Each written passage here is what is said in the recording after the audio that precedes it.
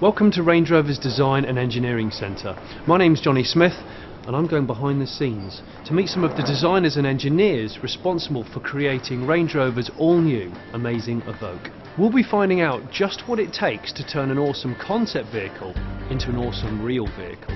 And where better to start than at the beginning, the design and prototype build.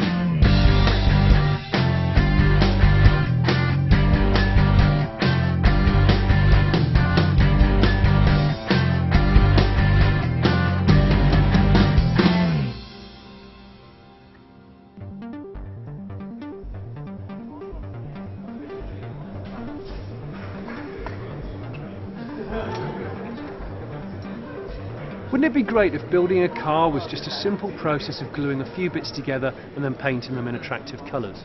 Unfortunately, it's a little bit more complicated than that. I'm reliably informed that you need the following: product strategy letters of authority, concept design investigations, see-through vision properties, program start milestones, virtual clinics, full-sized interior clay models, full-sized exterior clay models, go for one event, stop frame. And all that has to happen before you can even start to think about the cubing reference models and the CDRMs, customer design reference models. To tell me more about what all that means, I went to have a chat with Mr. Jerry McGovern.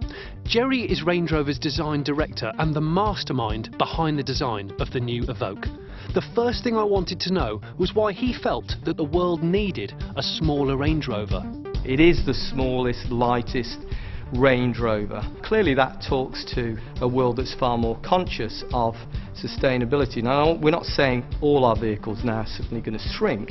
It's fairly true to say, however, all our vehicles will become much lighter and more fuel efficient, etc. And I can remember in some of the early debates about, oh well, we need to get more wheel travel, so that's going to change the profile, we're going to need to put the roof up at the back so we've got more. No, we've got to engineer it in a way that allows us to create this exciting, dramatic, totally unique shape. This isn't just about me on my own. I'm surrounded by some incredibly capable people, both designers and engineers. Things like this very dramatic falling roof and this very distinctive rising beltline, the waistline, is something we've never seen before. It talks to a sort of coupe-like vehicle, but it's still unmistakably a Range Rover.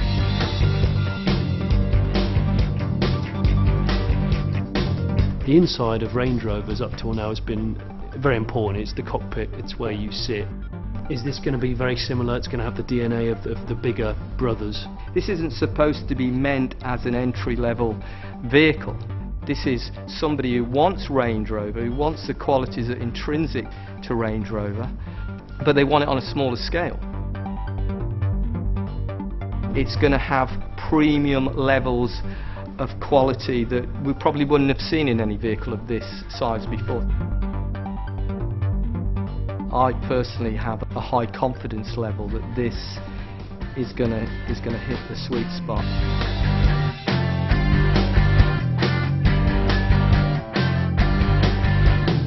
I could have talked to Jerry all day, but he had to go to work on his next design masterpiece. So join me in part 2 as I have a nose around this huge design complex and find out why I'm wearing these.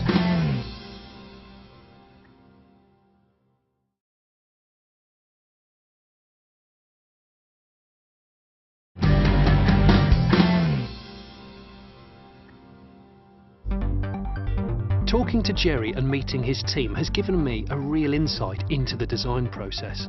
They start by creating these monster mood boards to feed their creativity before translating them as themes for interior and exterior mock-ups. The end result is a huge variety of different material crafted into a beautiful interior that is perfectly Range Rover.